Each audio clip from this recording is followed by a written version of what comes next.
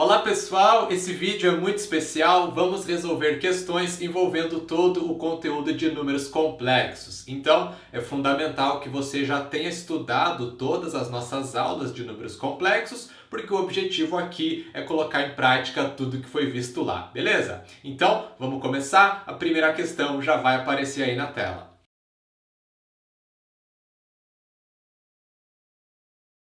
Na primeira questão, temos que calcular a soma de todas as potências de base i com expoente natural indo de 1 até 2022.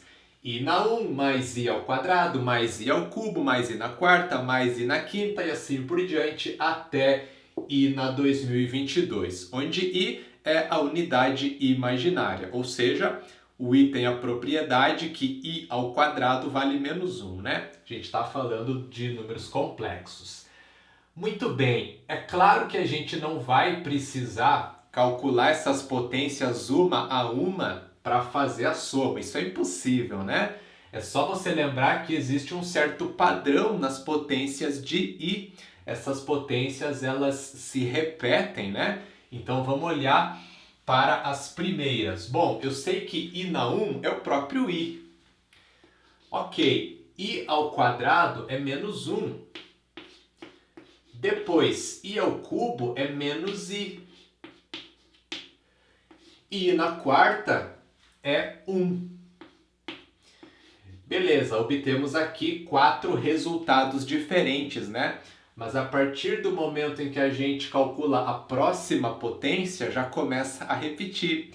I na quinta é i na quarta vezes i, que vai dar i. Olha só. A próxima potência vai ser menos 1. Na sequência, menos i. E o i na 8 é 1 novamente. Então, olha só. As 4 primeiras potências trazem 4 valores diferentes, mas que se repetem nas próximas 4 potências. E vai continuar esse mesmo padrão. As próximas 4 potências vão trazer de novo i, menos 1, menos i e 1. Então é só olhar qual é a soma desses 4 valores aqui, né? Que é o que está repetindo sempre ali. E essa soma, olha só que interessante, é zero. I menos i, 0, e menos 1 mais 1 dá 0. Então, somando as 4 primeiras potências dá 0, somando as 4 seguintes é 0 também, as 4 que vem na sequência também dá 0, e assim vai. De modo que vai chegar lá até na potência i na 2020, certo? Porque note o seguinte, cada uma dessas repetições termina como resultado da potência que é i elevado a um expoente múltiplo de 4, né? Essa primeira repetição terminou com o valor do i na quarta, essa daqui com o valor do i na 8, a próxima repetição termina com o i na 12 e assim por diante. Sempre i elevado ao múltiplo de 4. O múltiplo de 4 mais próximo do 2022 é o 2020. Então, a última repetição termina com o i na 2020.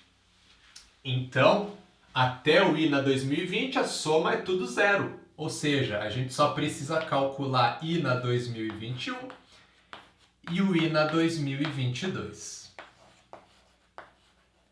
Portanto, essa soma toda é simplesmente i na 2021 mais i na 2022. E para calcular isso aqui é muito fácil, é só trocar os expoentes pelos restos que eles deixam na divisão por 4. E na divisão por 4 a gente pode usar um macete muito útil, que é você simplesmente olhar para o número formado pelos 2 últimos algarismos, né? Então, ao invés de dividir 2021 para 4, eu posso dividir apenas o 21 para 4. E aí o resto vai ser 1. E no 2022, o resto vai ser 2. Então, fica i na 1, que é o próprio i, mais i ao quadrado, que é menos 1. Portanto, essa soma toda resulta menos 1 mais i.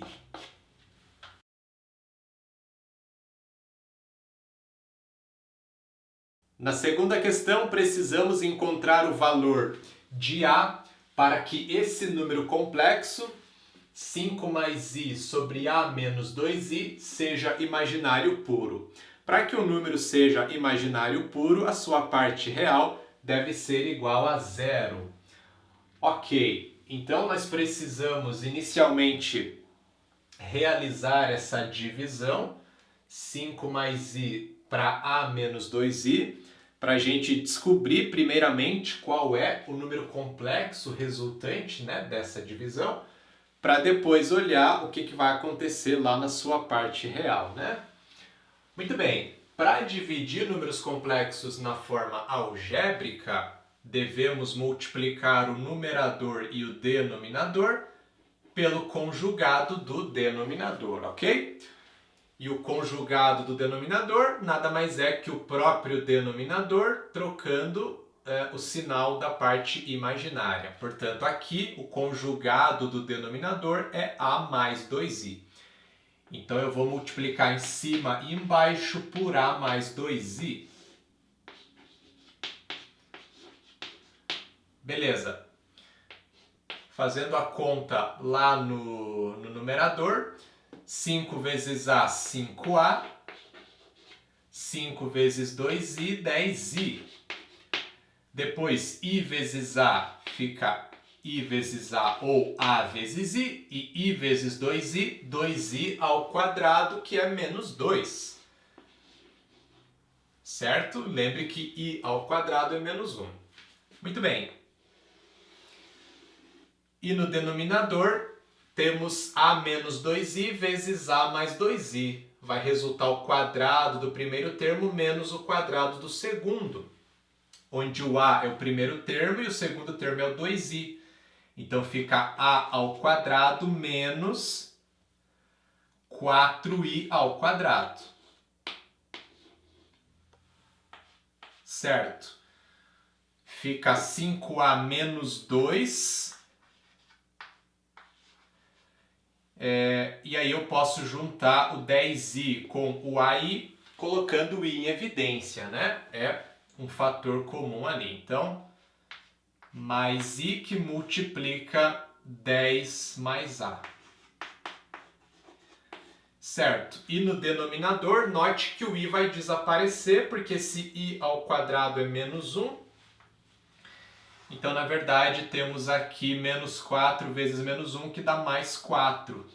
Fica a ao quadrado mais 4 no denominador. Então, beleza, nós temos aqui um número complexo, que é o seguinte, vou reescrever essa fração da seguinte maneira, é 5a menos 2 sobre a ao quadrado mais 4, mais o 10 mais a vezes o i, também sobre a ao quadrado mais 4. Então veja que nós temos aqui um número complexo, onde a parte real é essa fração, 5a menos 2 sobre a ao quadrado mais 4. E aí a parte imaginária, quem está multiplicando o i, né, é essa outra fração, 10 mais a sobre a ao quadrado mais 4. Beleza, estamos interessados em determinar o valor do a para que o número seja imaginário puro, né? Então a gente está interessado em ver o que acontece com essa primeira fração aqui, que é a parte real do nosso número complexo. E aí essa parte real ela tem que valer zero, né? Então é só a gente olhar o que tem que acontecer com o a para que essa fração resulte zero. 5a menos 2 sobre a ao quadrado mais 4 tem que ser igual a zero. Bom, para que essa fração, esse quociente resulte zero, existe uma única possibilidade, né? Que é quando o numerador vale zero. Zero dividido para qualquer coisa resulta zero. Desde que o próprio denominador não seja zero também, né? Então, nesse caso, o A não pode ser 2 e nem menos 2, que é o que faz o denominador resultar zero, né? Beleza, mas então, se o numerador tem que ser zero, né? A gente sabe que 5A menos 2 tem que ser igual a zero. Logo, 5A tem que ser igual a 2, e aí o A vai ser igual, então, a 2/5. E aí não tem problema, né? 2/5 não vai fazer com que o denominador ali seja zero. Então, esse é o valor de A para que o número complexo seja imaginário puro. 2/5, gabarito na letra C. Na terceira questão, vamos resolver a equação z mais 2 vezes z barra igual a 6 mais i. Lembrando que z barra indica o conjugado de z. Portanto, buscamos um número complexo z, tal que esse número mais 2 vezes o seu conjugado é o complexo 6 mais i. Muito bem, não sei quem é esse número complexo z, vou chamar de A mais BI, certo? Parte real é A, parte imaginária é B. Reescrevendo a igualdade dessa maneira, fica A mais BI mais 2 vezes A menos BI, certo? Porque o conjugado é o próprio número complexo trocando o sinal da parte imaginária, beleza? E isso tem que ser igual a 6 mais i. Muito bem. Fica A mais BI mais 2A menos 2BI, certo? Multiplica por 2, todo mundo que está dentro do parênteses, que é o conjugado de z. Agora, junta os termos semelhantes. BI vou juntar com menos 2BI e A mais 2A fica 3A. 3A. Muito bem, agora BI menos 2BI, coloca o I em evidência, fica I que multiplica B menos 2B, que é menos B. Então fica simplesmente menos BI, né? Ok. Fica menos BI igual a 6 mais I. Então, olha só, do lado esquerdo da igualdade temos um número complexo cuja parte real é 3A e a parte imaginária é menos B. E no lado direito da igualdade, o número complexo é tal que a parte real é 6 e a parte imaginária é 1. Para que esses números complexos sejam iguais, o 3A vai ter que ser igual ao 6, eles vão ter que ter a mesma parte real, né? E aí o menos B vai ter que ser igual a 1, porque eles vão ter que ter a mesma parte imaginária também. Então, bem fácil, 3A vai ter que ser igual a 6, onde A vai ser 6 dividido para 3, que dá 2. E como o menos B tem que ser igual a 1, B é menos 1.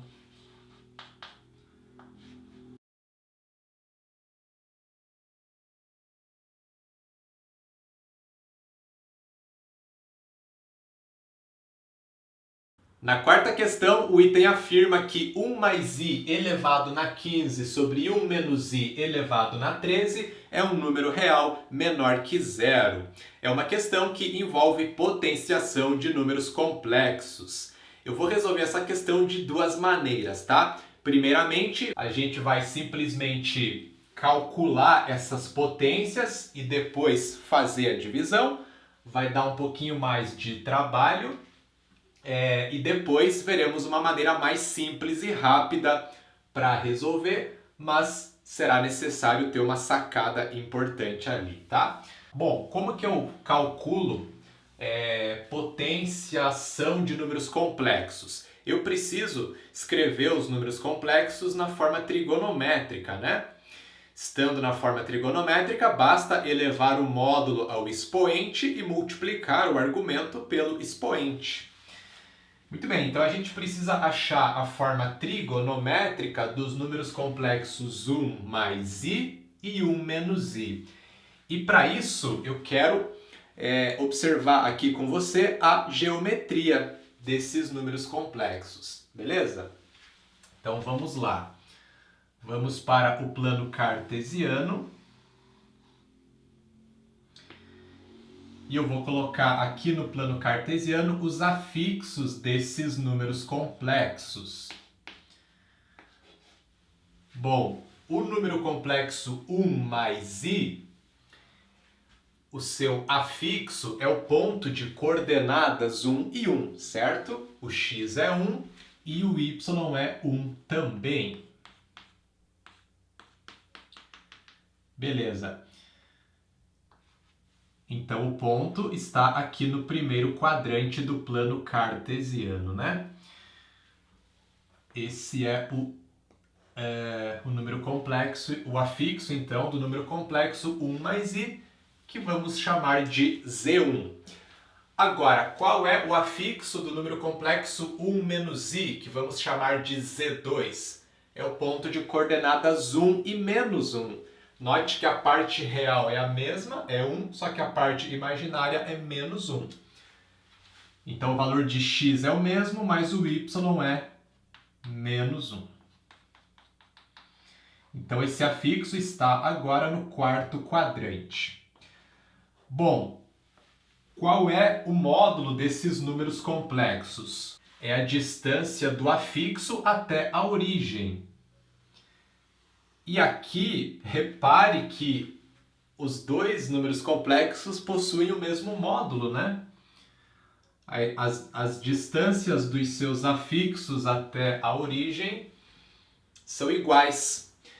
Por quê? Porque nós formamos dois triângulos retângulos congruentes ali, né? Olha só. Esse triângulo aqui de cima é um triângulo retângulo que tem catetos medindo 1. Esse cateto aqui é 1, é o y, né? Do ponto Z1. E o outro cateto é o x do Z1. E da mesma maneira, se eu olhar para esse triângulozinho aqui de baixo, né? Ele também é um triângulo retângulo de catetos medindo 1. Ok. Então os dois números complexos têm o mesmo módulo e esse módulo é raiz de 2. É a hipotenusa do triângulo retângulo, né? Se os catetos medem 1, a soma dos quadrados dos catetos é 1 ao quadrado mais 1 ao quadrado, que dá 2. Extraindo a raiz quadrada, né? Então, raiz de 2 é o valor da hipotenusa. Ok, então, os módulos dos números complexos é raiz de 2. Já vamos escrever aqui. Raiz de 2. E eu já vou jogar o expoente para o módulo. Então, raiz de 2 na 15 e lá embaixo, raiz de 2 na 13. Agora temos que observar qual é o argumento desses números complexos, né?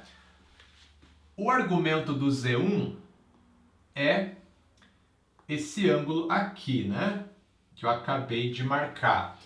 A gente parte do eixo X e vai no sentido anti-horário até chegar no módulo. No caso do Z1, é esse ângulo aqui, então. E qual é a sua medida? É 45 graus, beleza? É muito fácil de observar que é 45 graus, porque você tem os dois catetos do triângulo com a mesma medida, né? Então, se você olha para a tangente desse ângulo, que é cateto oposto dividido por cateto adjacente, você vai ter tangente 1. Qual ângulo cuja tangente é 1? É o ângulo de 45 graus, né? Teria um ângulo lá do terceiro quadrante, que a tangente também é 1, positivo, só que aqui pela geometria, né, a gente sabe que o ângulo é do primeiro quadrante, então ele é o ângulo de 45 graus, tá? Muito bem, ou você olha também para o seno e para o cosseno, né, você conclui que é 45 graus. Agora, qual é o argumento do número complexo Z2? Seguinte, eu vou partir do eixo X e vou no sentido anti-horário até chegar lá no módulo. Então, olha só, é esse ângulo todo aqui. É um ângulo maior que 270 graus, né? É um ângulo que está lá no quarto quadrante. E aí, observe o seguinte, esse pedacinho aqui, que é o que falta para o nosso ângulo completar uma volta toda, ele é 45 graus, né? Porque é um dos ângulos internos do triângulo retângulo aqui de baixo. Então eu posso enxergar o argumento do Z2 como sendo menos 45 graus. Porque o que é um ângulo negativo, né? É um ângulo que eu parto do zero e ando no sentido horário. Então, partindo do zero e andando no sentido horário, 45 graus, eu vou chegar exatamente no ponto que é esse ângulo ali do quarto quadrante, que é o 315 graus, né? Então, o argumento do Z2 é o 315 graus, que eu posso representá-lo por menos 45 graus, tá certo? Beleza, então a gente observou aqui geometricamente quais são esses argumentos, né? Mas claro que você pode olhar por meio do seno e do cosseno também, não tem problema. É só lembrar que o cosseno do argumento é sempre o valor da parte real do número complexo dividido pelo módulo. Então, no caso do Z2, seria 1 dividido para a raiz de 2. Isso aqui dá raiz de 2 sobre 2, né? E o seno é sempre o valor da parte imaginária dividido pelo módulo. Então, aqui seria menos 1 sobre raiz de 2. Que é menos raiz de 2 sobre 2. Então, olha só, você tem cosseno positivo e seno negativo. Em qual quadrante isso ocorre? Lá no quarto. Então, você sabe que o teu argumento é um ângulo do quarto quadrante. Você só tem que buscar, então, o ângulo do quarto quadrante, que tem o mesmo cosseno que o 45. Ok. No caso do Z1, tanto cosseno quanto seno dá raiz de 2 sobre 2 positivo. Então, você sabe que o ângulo está no primeiro quadrante, vai ser o próprio 45. Muito bem, então escrevendo aqui, temos cosseno de π sobre 4 vezes o 15, já vou multiplicar pelo expoente, 15π sobre 4, mais i seno de 15π sobre 4. Ok, e no denominador, cosseno de menos π sobre 4 vezes 13, menos 13π sobre 4, mais i seno de menos 13π sobre 4. Ok. Calculamos, portanto, as potências, a gente pode fazer a divisão desses números complexos. Como que eu faço? Divide os módulos e subtrai os argumentos. Vai ficar raiz de 2 elevado na 2, porque eu conservo a base igual e subtraio os expoentes. E no argumento fica 15π sobre 4 mais 13π sobre 4. Né? Porque eu vou fazer 15π sobre 4 menos esse menos 13π sobre 4. Beleza, isso vai dar 28π sobre 4. E aí 28 dividido para 4 é 7, fica 7π. Cosseno de 7π mais i seno de 7π. Então, olha só o que aconteceu, né? 1 mais i na 15 sobre 1 menos i na 13 é o número complexo que na forma trigonométrica fica 2 vezes o cosseno de 7π mais i vezes o seno de 7π. O módulo é 2 e o argumento 7π. Bom, 7π é aquele arco que parte do zero, dá 3 voltas completas no ciclo e anda mais meia volta, né? É 6π mais π. Então ele é congruente ao π. Eu sei que o cosseno é menos 1 e o seno é 0. Então vai ficar 2 vezes menos 1 mais i vezes 0, simplesmente menos 1 dentro do parênteses. Então 2 vezes menos 1 dá menos 2. De fato, é um número real menor que 0, negativo, portanto o item está verdadeiro. Beleza? Então essa foi uma maneira de resolver, que é uma maneira um pouquinho mais trabalhosa talvez, mas você vai simplesmente aplicar aquilo que a gente viu na aula, né? Não tem muito segredo.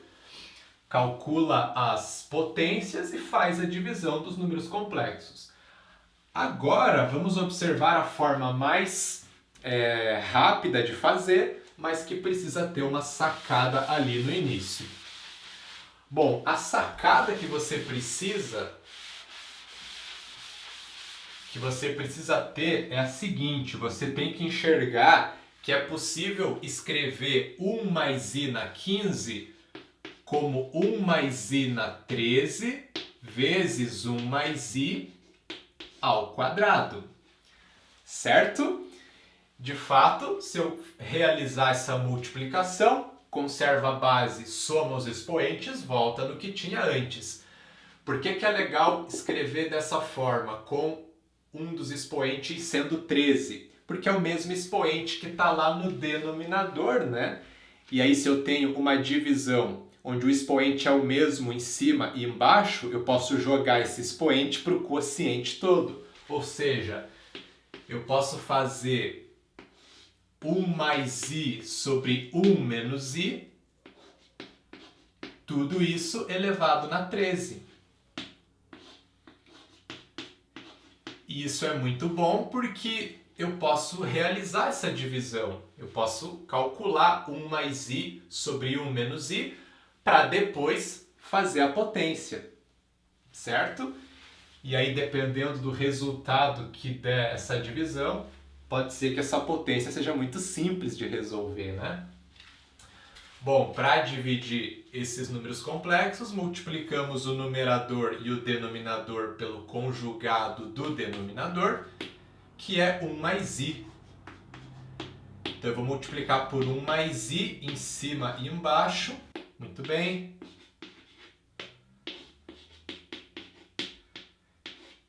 E aí vai ficar o seguinte, né? No numerador temos 1 mais i ao quadrado. Isso vai resultar 1 mais 2i mais i ao quadrado, que é menos 1, certo? 1 menos 1 dá 0, então sobra 2i. E lá no denominador, 1 menos i vezes 1 mais i vai resultar 1 menos 1. Fica 1 mais 1 que dá 2, né? Quadrado do primeiro termo menos o quadrado do segundo, 1 menos i quadrado, fica 1 mais 1 que dá 2. Então 2i sobre 2 resulta i. Olha só que interessante, aquela divisão 1 mais i sobre 1 menos i é simplesmente i. Então só teremos que calcular i na 13 e multiplicar por 1 mais i ao quadrado, que a gente já calculou antes, viu que dá o 2i, né? Muito bem, então quem é i na 13? É só trocar o expoente 13 pelo resto que ele deixa na divisão por 12. Desculpa, na divisão por 4, né? Resto esse que é 1. Então, i na 13 é igual a i na 1, que é o próprio i, vezes 2i, fica 2i ao quadrado, 2 vezes menos 1, que é menos 2. Chegamos no mesmo menos 2. Só que de uma maneira mais rápida e fácil, né?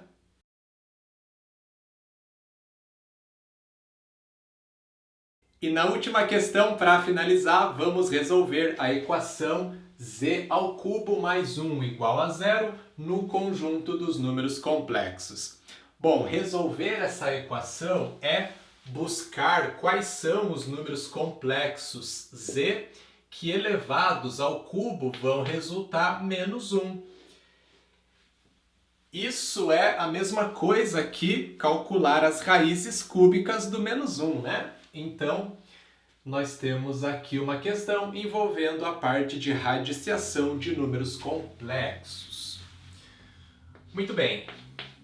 Para calcular raízes cúbicas de menos 1, nós precisamos escrever o menos 1, que é o radicando, como um número complexo na forma trigonométrica, né? Quando a gente precisa escrever um número real que é positivo na forma trigonométrica, a gente pega o próprio número como módulo e o zero como argumento, né? Mas quando o número é negativo é um pouquinho diferente, tá? A gente tem que pegar o módulo do número real como módulo do complexo, porque o módulo do número complexo é a distância do seu afixo até a origem, né? Então não pode ser negativo. Então, no caso do menos 1, o módulo do número complexo vai ser o 1. E aí o argumento não pode ser 0, porque se o argumento for 0, né, o que vai acontecer? Lembra que a gente sempre multiplica o módulo por cosseno do argumento mais i vezes o seno do argumento. Então, se esse argumento é 0, fica 1, que é o cosseno, mais 0 vezes i, já que o seno de 0 é 0. Ficaria 1, tudo que está dentro do parênteses. Mas como o módulo é 1, resultaria 1, né? Só que tem que dar menos 1. Então, qual é o argumento θ que a gente tem que colocar aqui para que tudo que está dentro do parênteses resulte menos 1? Bom, sem muita dificuldade, você pode observar que esse módulo que esse argumento, esse θ, né, é π. Porque o π ele tem o mesmo seno do zero, que é 0, só que o cosseno é menos 1. Então, vai funcionar direitinho, né? Quem multiplica o i vai dar 0, então 0 é esse cara, sobra o cosseno que é menos 1, e aí menos 1 vezes o 1 que está lá fora vai dar o menos 1. Fica 1 vezes cosseno de π mais i vezes seno de π. E como eu estou multiplicando por 1, né? Na verdade, nem precisaria aparecer esse cara, certo? Eu posso dizer simplesmente que o menos 1 é cosseno de π mais i vezes seno de π. Legal. Agora vamos calcular as raízes cúbicas. Para isso, devemos lembrar da segunda fórmula de Mouvre. O que ela diz? As raízes cúbicas de menos 1 serão dadas da seguinte maneira. Pega a raiz cúbica do módulo do número complexo, então raiz cúbica de 1, vezes o cosseno de π mais 2kπ sobre 3, mais i vezes o seno daquilo ali de novo. π mais 2kπ sobre 3, certo? Divide por 3, justamente porque é o índice do radical, né? Muito bem. E aí, para cada um dos valores de k, a gente obtém uma das raízes. Lembrando que o k ele vale, nesse caso, 0, 1 e 2. O k vai de 0 até n menos 1. Como n é 3 aqui, então é 0, 1 e 2. Muito bem, para k igual a 1, a gente vai obter a primeira... Aliás, para k igual a 0, né, a gente vai obter a primeira raiz.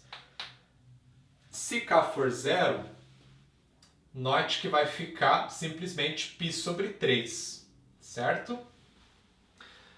Muito bem, raiz cúbica de 1 é 1, então é só olhar o que está dentro do parênteses, né? Cosseno de π sobre 3 mais i vezes seno de π sobre 3. π sobre 3 é 60 graus.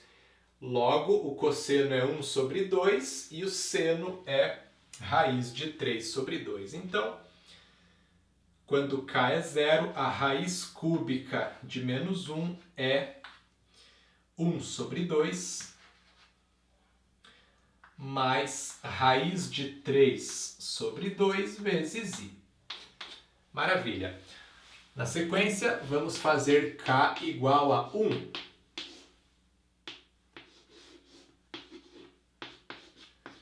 Se k é 1, o argumento vai resultar 3π sobre 3, que é π. Tranquilo? Fica π mais 2π, 3π, sobre 3 é π.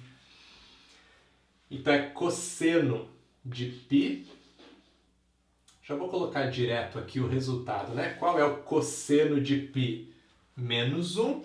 E o seno é 0, certo? Então vai resultar menos 1. Beleza. Essa era uma raiz que a gente já esperava obter, né? Porque se eu elevo menos 1 ao cubo, facilmente, né? A gente observa que o resultado é menos 1. Então, certamente essa seria uma das raízes, né? Menos 1 ao cubo dá menos 1. Beleza, e a terceira raiz vem quando a gente faz k igual a 2.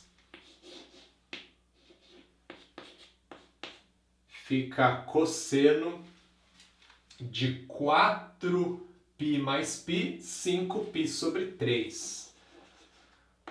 Cosseno de 5π sobre 3 mais i vezes seno de 5π sobre 3. Bom, que ângulo é esse, né? 5π sobre 3, π sobre 3 é 60 graus, né? Vezes 5 é 300 graus, beleza? Portanto, fica 1 sobre 2 menos raiz de 3